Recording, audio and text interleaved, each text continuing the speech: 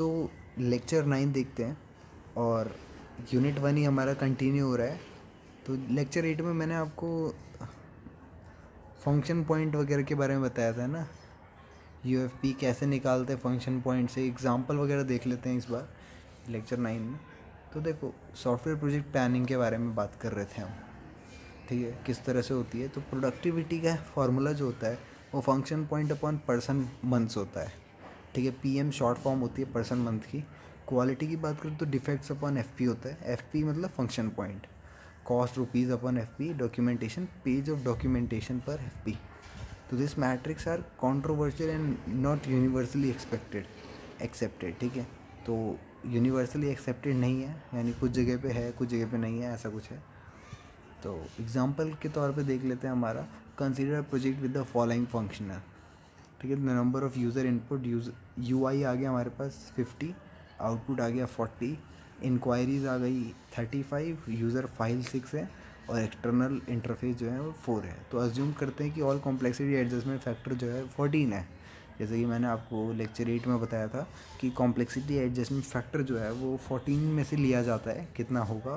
तो यहाँ पे क्वेश्चन में दे रखा है कि मान लो कि 14 है और वेटिंग फैक्टर जो है एवरेज है, तो कंप्यूट करो the function point of the project.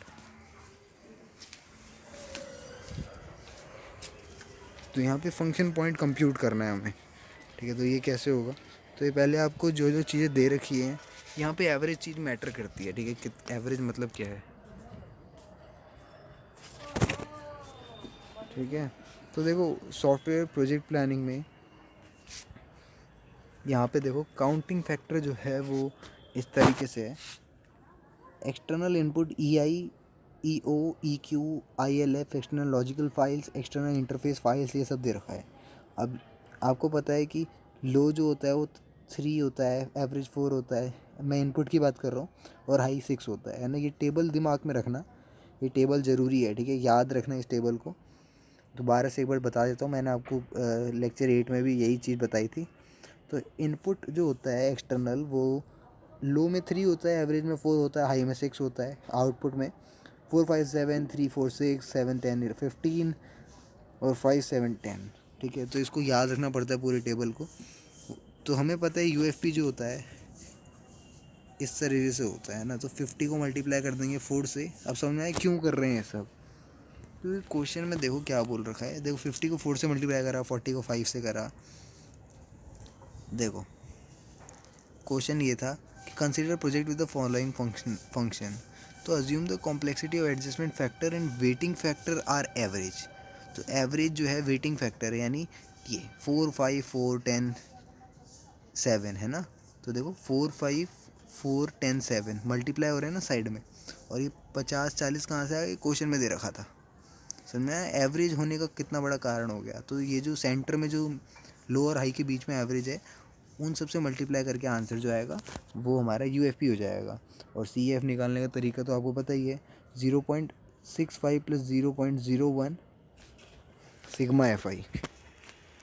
तो सी एफ निकालने का ये हो गया। अब एफ पी निकालना है, यानी फंक्शन पॉइंट निकालना है, तो वो U F P into C F होता है ना। सी एफ निकाल दिया, यू एफ पी आ गया। अब इन दोनों को मल्टीप्लाई कर देंगे, ठीक है। एक और एग्जांपल देख लेते हैं सॉफ्टवेयर प्रोजेक्ट प्लानिंग का, ठीक है। साइड में मैंने वो भी बना रखी है कि इससे आपको पता चल जाएगा। ये ऐसे याद रखना होता है। An application has the following 10 low internal input, 12 high external output. अब देखो यहाँ चक्कर पड़ जाता है, इसलिए कहता है टेबल याद रखना। क्योंकि देखो 10 लो एक्सटर्नल इनपुट बोला है, यानी ई आई जो है वो 3 से मल्टीप्लाई होगा, 10 जो है 3 से मल्टीप्लाई होगा। 12 हाई एक्सटर्नल आउटपुट, यानी 12 जो है वो किससे मल्टीप्लाई होगा, 6 से मल्टीप्लाई। एक्सटर्नल आउटपुट यानी 7 से मल्टीप्लाई होगा। समझ में आया कैसे करके देखना है। ये सारी चीज़ों को ध्यान में रखिए। आखिर में बोला है कि value of complexity adjustment factor जो है वो है 1.10। तो बताओ कि अनएडजस्टेड फंक्शन पॉइंट बताओ, यूएफपी बताओ क्या होगा, ठीक है। तो हमें पता है फॉर्मूला लगाया, एफपी जो होता है वो यूएफपी इंटू सी एफ होता है। तो 1.10 से मल्टीप्लाई कर दिया, है ना। तो ऐसे एक और क्वेश्चन है कि ये यहाँ पे भी कुछ ऐसा ही है। कलर वेरिएशन दे रखा है कि आपको कन्फ्यूजन ना हो, क्योंकि काफ़ी सिली मिस्टेक हो जाती है इसमें। तो 10 with low complexity, 15 with high average complexity, 7 with high complexity. External output में 6 with low complexity, 13 with high complexity, ये सब दे रखा है ना। तो उसके हिसाब से आपको निकालना है। तो ये एक्चुअल टेबल ये थी जो मैंने लेक्चर 8 में भी डिस्कस करी थी, और ये आपको पहले भी दिखाया था, ठीक है। तो यहाँ पे न्यूमेरिकल था ये पूरा, तो इस तरह से आंसर आता है। चलो फिर।